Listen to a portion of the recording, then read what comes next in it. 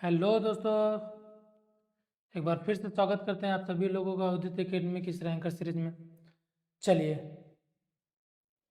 पहले तो आप सभी लोग जल्दी जल्दी जुड़िए, बिना समय वेस्ट किए आप लोग जल्दी जल्दी जुड़िए। उसके बाद आज हम लेके आए एक नया टॉपिक, लेकिन अभी भी इस टॉपिक को हम रिवील नहीं करेंगे। हाँ, कैप्शन देख लिया, कुछ बच्चों ने कैप्शन देख लिया होगा कि आज की क्लास में हम क्या लेके आए। चलिए, आज की क्लास में स्पेशल सेंसेस में हम आगे बढ़ रहे थे और हमने पिछली क्लास में जो है ईयर वाला पोर्शन पूरी तरह से कंप्लीट कर लिया था। तो आज की क्लास में हमने साथ उसमें बताया भी था आपको कि आज की क्लास में हम जो है स्किन के बारे में पढ़ने वाले हैं। ठीक है, ओके। चलिए, तो सबसे पहले तो आप लोग सभी लोग जल्दी जुड़िए और बताइए कि आपकी पढ़ाई कैसी चल रही है। पर सारे लोग कमेंट बॉक्स में बताइए कि आपकी पढ़ाई बढ़िया चल रही है, क्योंकि आपके एग्जाम जो है वो काफ़ी ज़्यादा नज़दीक आ गए हैं।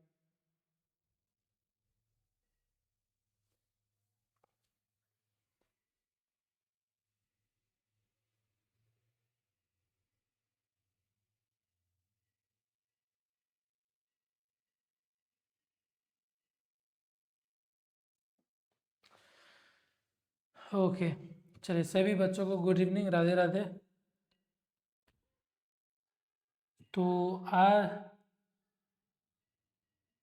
चलिए, तो शुरू करें हम आज की क्लास का जो पहला प्रश्न। स्किन का जो है पहला प्रश्न हम शुरू करते हैं। तो हमारा आज की क्लास का जो पहला प्रश्न है वो कुछ इस प्रकार है। चलिए, इसका जवाब दीजिए आप लोग। What is the outer most layer of skin? Skin में कितनी लेयर होती हैं पहले ये आपको पता होना चाहिए, तभी तो आप बताएंगे कि सबसे आउटर मोस्ट क्या है, मिडिल वाली क्या है और सबसे अंदर वाली क्या है। ये तब आप बता पाएंगे जब आपको पता हो कि स्किन की कितनी लेयर होती हैं। चलिए, उसके पहले हम आपको एक इमेज दिखा देते हैं, इसमें आपको क्लियर हो जाएगा स्किन की सारी लेयर्स जो होती हैं उसके बारे में। ठीक है, हम ज़्यादा डिटेल में नहीं जाएंगे, बस हम मोटा मोटा जो है जो आपके एग्जाम में पूछ सकता है बस उन्हीं चीज़ों पे हम यहाँ पे चर्चा करेंगे। ठीक है, चलिए, यहाँ पे आपको एक स्ट्रक्चर दिख रहा होगा। ये जो मोटी सी लेयर दिख रही है वो है स्किन हमारी। ठीक है, एक्चुअली अगर रियल में देखा जाए तो ये स्किन इतनी मोटी है नहीं, क्योंकि आपको भी पता है कि आपकी स्किन कितनी मोटी है कितनी पतली है। यहाँ पे उस चीज़ों को अच्छे से पढ़ने के लिए इतना डिटेल में आपको क्या किया है, उस इमेज को बड़ा करके दिखाया हुआ। ठीक है, चलिए, स्किन की मेनली 3 लेयर होती है। सबसे ऊपर की तरफ जो लेयर होती है उसको हम बोलते हैं इपिडर्मिस। ठीक है, देखिए, डर्मा वर्ड कहीं पे भी आ जाए, डर्मा, तो इसका मतलब ये होता है स्किन। इसका मतलब क्या होता है, स्किन। ये चीज़ आपको हमेशा क्या करना है, दिमाग में रखना है कि डर्मा का मतलब होता है स्किन, और एपिडर्मिस का मतलब क्या है कि सबसे बाहरी वाली जो लेयर होती है स्किन की उसको हम नाम देते हैं एपिडर्मिस। बीच वाली जो लेयर होती है यानी कि एपिडर्मिस के नीचे उसको हम बोलते हैं डर्मिस। और सबसे लास्ट में जो लेयर होती है जिसमें कुछ फैट होते हैं, एडिपोज टिश्यू होते हैं, उस लेयर को हम बोलते हैं हाइपोडर्मिस, या फिर इसको हम बोलते हैं सब क्यूटेनियस। क्या बोलते हैं, सब क्यूटेनियस। ठीक है, हाइपोडर्मिस या फिर हम इसी को क्या बोलते हैं, सब क्यूटेनियस लेयर बोलते हैं, जिसके अंदर क्या होते हैं, फैट होते हैं, एडिपोज टिश्यू होते हैं। चलिए, तीनों लेयर्स में अंतर क्या क्या मैं पहले आपको बता दे रहा हूँ कुछ कॉमन चीज़ें। एपिडर्मिस जो है, एपिडर्मिस में ना तो ब्लड सप्लाई होती है, ईपी में जो है ब्लड सप्लाई नहीं होती है, ना तो कोई नर्व सप्लाई होती है। अगर आपको चोट लग जाए और चोट में सिर्फ आपकी एपिडर्मिस डैमेज हुई है, ऊपर वाली स्किन का जो सबसे ऊपर वाली लेयर है वो सिर्फ डैमेज हुई है, तो आपको पता भी नहीं चलेगा। ठीक है, आपको हल्की सी स्किन उखड़ी हुई दिखाई देगी, लेकिन आपको ना तो दर्द होगा ना तो पता चलेगा। ठीक है, ना तो वहाँ से कोई ब्लीडिंग होगी। क्यों? क्योंकि वहाँ पे ना तो ब्लड सप्लाई है ना तो नर्व सप्लाई है। चलिए, दूसरी लेयर जो है हमारी स्किन की वो है डर्मिस। डर्मिस के अंदर हम देखते हैं कि इसी लेयर में सबसे पहली चीज़ क्या है कि हेयर फॉलिकल्स पाए जाते हैं।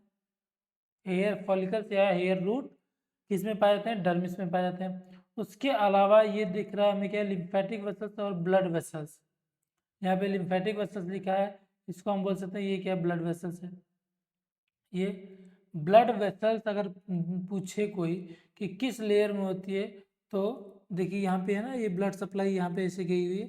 तो ब्लड सप्लाई जो होती है वो किसके अंदर होती है, तो हम बोलेंगे कि डर्मिस के अंदर ब्लड सप्लाई होती है।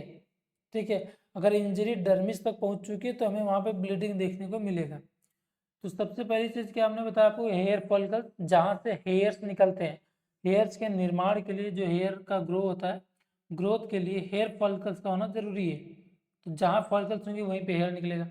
दूसरी चीज़ की डर्मिस में ब्लड वेसल्स होते हैं, ब्लड सप्लाई होती है, ये चीज़ आपको याद रखनी है। उसके अलावा इसी डर्मिस में जो है कुछ ग्लैंड होते हैं, जो जिसको हम बोलते हैं सीवेसिस ग्लैंड, जिससे ऑयल का सिक्रेशन होता है, जिससे हमारी जो स्किन होती है वो मॉइस्चर रहती है, मॉइस्चराइज रहती है। ठीक है, चलिए इतनी सारी चीज़ें हमने इसमें देख ली। अब हम अपने प्रश्न की तरफ बढ़ते हैं कि हमारा प्रश्न क्या पूछा है। What is the outer most layer of the skin, सबसे बाहर वाली जो है बाहरी परत कौन सी है, तो हमने बताया कि सबसे बाहरी परत एपिडर्मिस, बीच वाली डर्मिस, और सबसे अंदर वाली क्या है, हाइपोडर्मिस। और इसके नीचे अगर हम जाएंगे तो हमें मिलेगा मसल्स, और उसके नीचे जाएंगे तो हमें मिलेगा बोन। ठीक है, तो ये जो है आप अंदर जाते रहेंगे स्किन के तो आपको ऐसी चीज़ें जो है दिखाई देंगी। तो सबसे आउटर मोस्ट पूछा है तो हम ढूंढेंगे क्या, एपिडर्मिस। तो मांसपेशी जो है वो तो सबसे आउटर मोस्ट नहीं है। हाइपोडर्मिस तो स्किन की लेयर में सबसे अंदर आती है।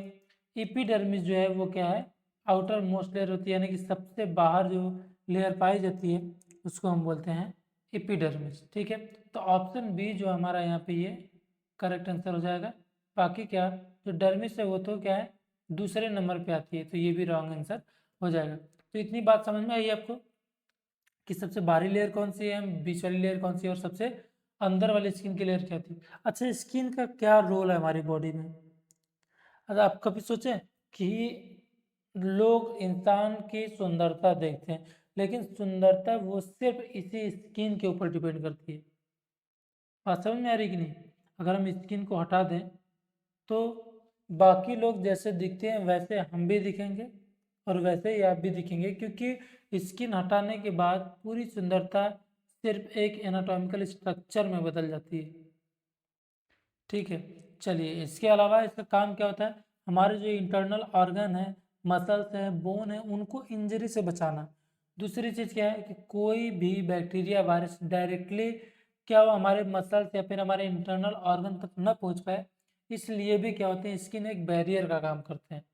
ठीक है, चलिए दूसरे प्रश्न की तरफ हम बढ़ते हैं। Skin mainly protects the body from, mainly जो होता है, मेनली यानी कि वैसे तो इसका क्या है, गर्मी को भी कंट्रोल करना होता है, लेकिन सिर्फ गर्मी, यहाँ पे क्या लिखा है, ओनली, तो सिर्फ गर्मी से कंट्रोल करना तो नहीं होता।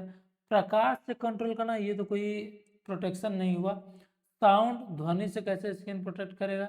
चलिए इंजरी एंड इन्फेक्शन, ये सबसे मेन चीज़ है कि हमारा जो स्किन है वो किससे प्रोटेक्ट करता है, तो मेन जो चीज़ होता है वो होता है इंजरी एंड इन्फेक्शन। ठीक है, कि चोट लगने से और किसी संक्रमण से हमारा जो स्किन है वो हमारी बॉडी को बचाता है। तो यहाँ पे सिर्फ गर्मी, लाइट और ध्वनि तो गलत हो जाएंगे, इन्फेक्शन और इंजरी से जो हमारा स्किन है वो हमें प्रोटेक्ट करता है। चलिए अगले प्रश्न की तरफ हम बढ़े।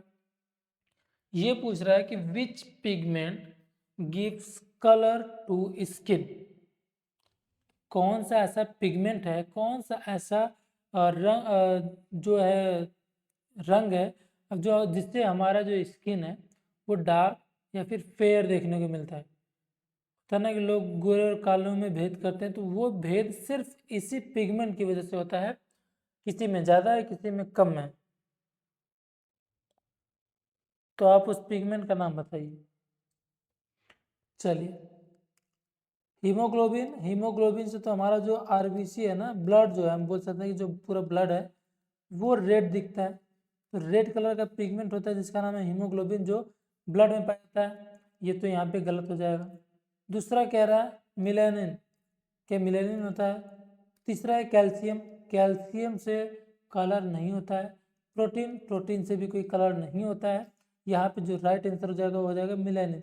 तो मिलेनोसाइट जो होते हैं वो स्किन के अंदर होते हैं, जिससे एक पिगमेंट निकलता है जिसको हम बोलते हैं मिलेनिन, और इसी से हमारे स्किन का कलर जो है वो इसी के ऊपर डिपेंड करता है।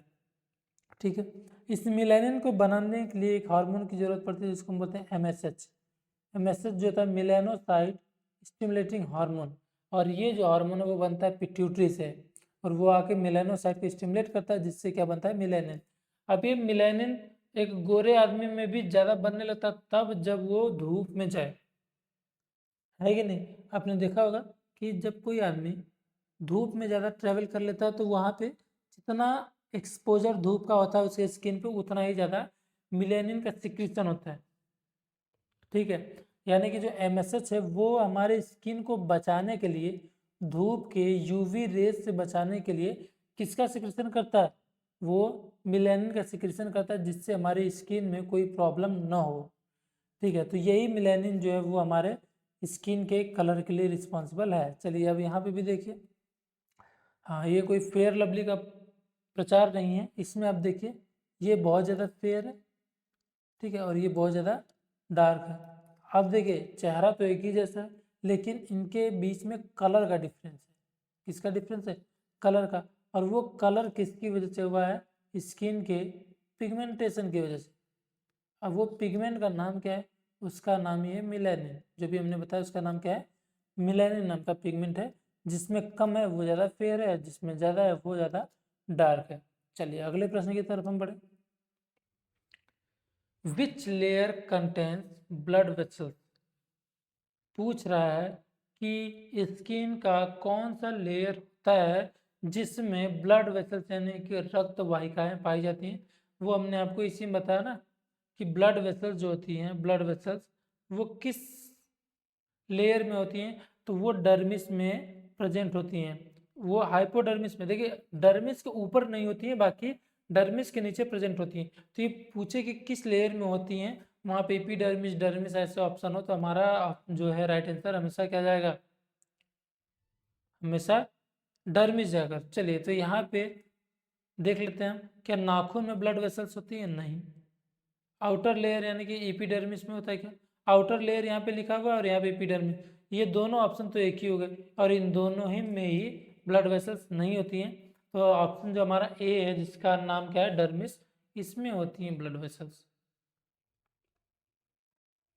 ब्लड वेसल्स किस में होती हैं, डर्मिस में। तो हमारा राइट आंसर क्या हो जाएगा,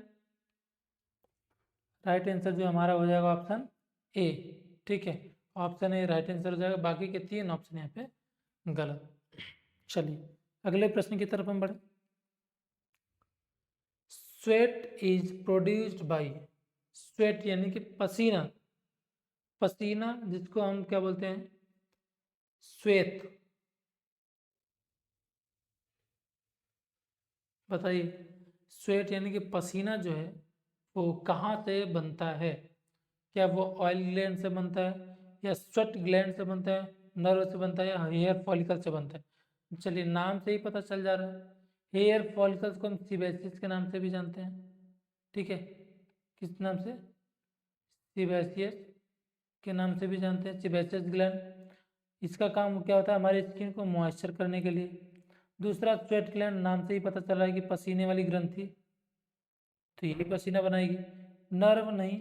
और हेयर फॉलिकल जो होता है ये किसके लिए जिम्मेदार है, हेयर के ओरिजिन के लिए, ठीक है।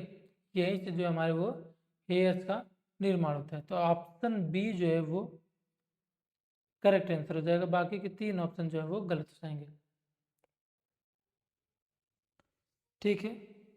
चलिए हम अब स्वेट ग्लैंड को एक फोटो में देख लेते हैं जरा, ये कैसे दिखते हैं।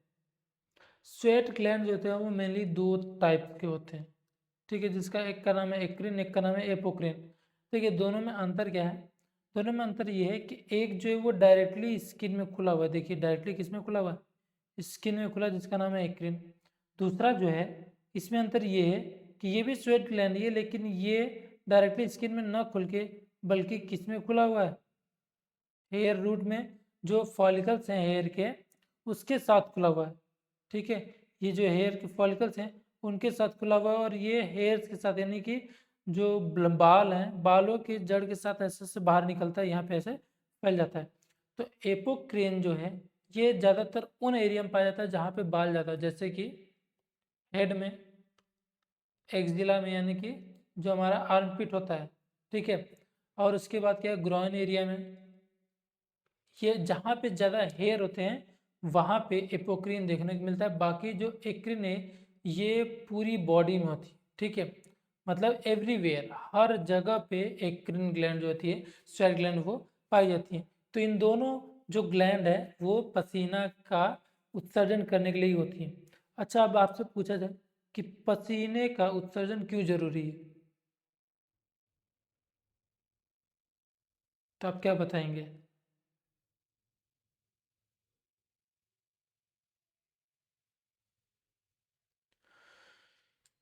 पसीना होना क्यों जरूरी है हमारी बॉडी में?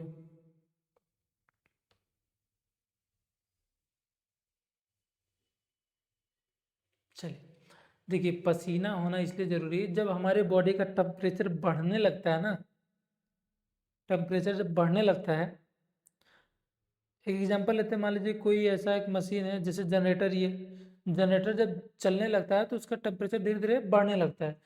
तो उसको ठंडा करने के लिए उसमें एक अलग से एक टैंक होता है जिसमें पानी डाला जाता है, तो क्या करता है, बूंद बूंद करके एक ऐसा जो भी फिल्टर उसमें लगा होता है जो उस पूरे जनरेटर को ठंडा करता है, ये चीज़ होती है।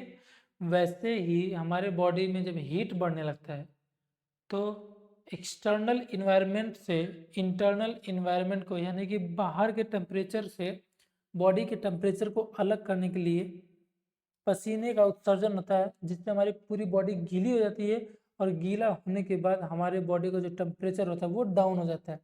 तो टेम्परेचर को डाउन करने के लिए जो है स्वेट यानी कि पसीने की जरूरत पड़ती है। ठीक है, चलिए अगले प्रश्न की तरफ हम बढ़े। देखिए यहाँ पे पूछ रहा है फंक्शन ऑफ स्वेट, पसीने का क्या काम होता है भाई? क्या पचाना, पाचन के लिए पसीने का क्या रोल है भाई?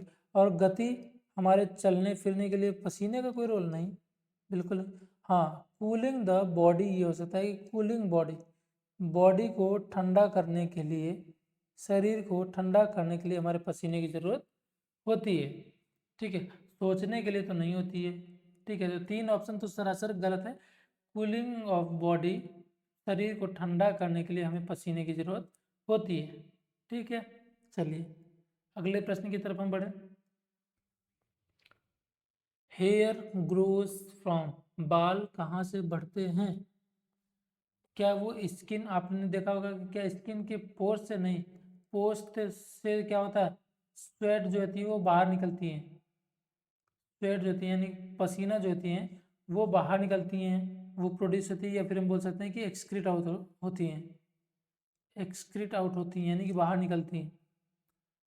दूसरा ऑप्शन क्या है, हेयर फॉलिकल्स। हाँ, जहाँ पे जिस चीज़ के फॉलिकल्स होते हैं वो चीज़ वहीं पाई जाएगी। तो हेयर के जहाँ फॉलिकल्स हैं वहाँ पे क्या होगा, हेयर का निर्माण होगा, सिंपल सी बात है। तो हेयर फॉलिकल जहाँ पे होगा वही, वहीं से क्या होगा, हेयर का ग्रोथ होगा। तो नेल्स, स्किन पोर्स और मसल्स, इन तीनों, ये तीनों जो है वो गलत आंसर हो जाएंगे। आपने कभी मसल्स में हेयर देखा है? नहीं, मसल्स में हेयर होता ही नहीं, नाखून पे भी हेयर नहीं होते हैं, और जो स्किन पे पोर्स होते हैं उस पोर्स से तो पसीना निकलता है। ठीक है, चलिए अब अगले प्रश्न की तरफ हम बढ़े।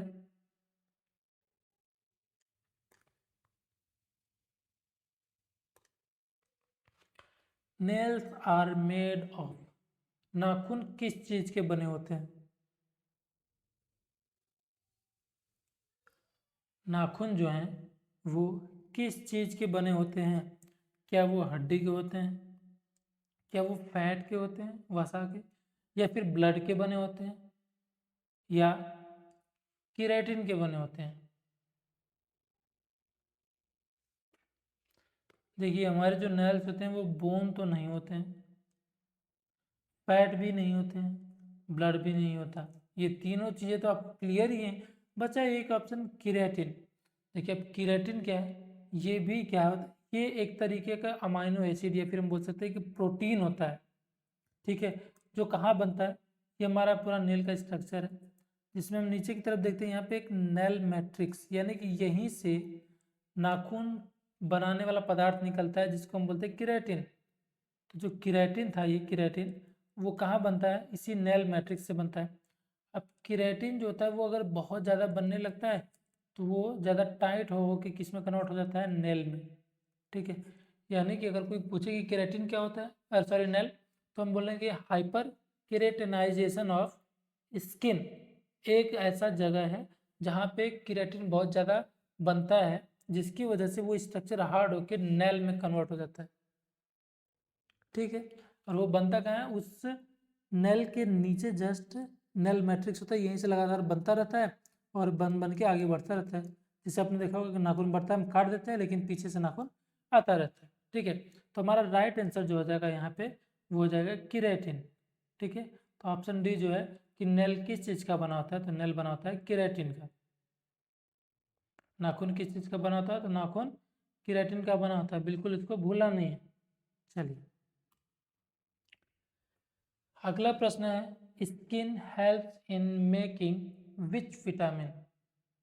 स्किन जो है वो कौन सी विटामिन बनाने में हेल्प करती है।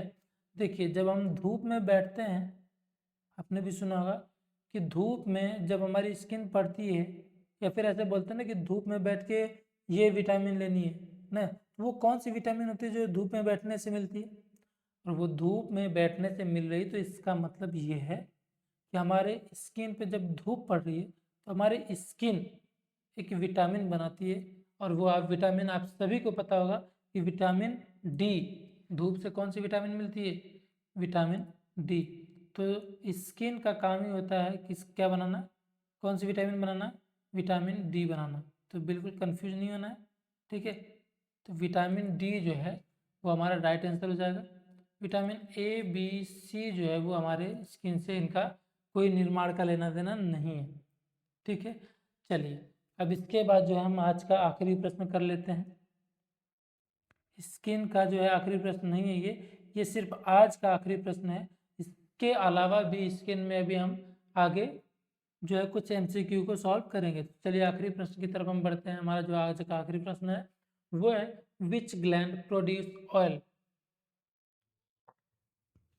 देखिए अगर ऑप्शन में ऑयल ग्लैंड हो कहीं तो वो तो सही है, अगर ऑयल ग्लैंड ना हो तो कहीं पे सीबेसियस हो तब वो सही है, क्योंकि ऑयल ग्लैंड का दूसरा नाम सीबेसियस ग्लैंड होता है। ठीक है, तो अगर पूछे कि कौन से ग्लैंड से ऑयल सीक्रेट होता है तो हमेशा हमारा राइट आंसर जो जाएगा वो ऑयल या सीबेसियस ग्लैंड जाएगा। तो स्वेट ग्लैंड से तो स्वेट निकलता है, थायराइड ग्लैंड से TSH T3 T4 बनता है, इसका कोई लेना देना नहीं है। पिट्यूटरी से तो पिट्यूटरी हार्मोन बनते हैं, चलिए इन दोनों को तो काट देते हैं। स्वेट से बनता है पसीना।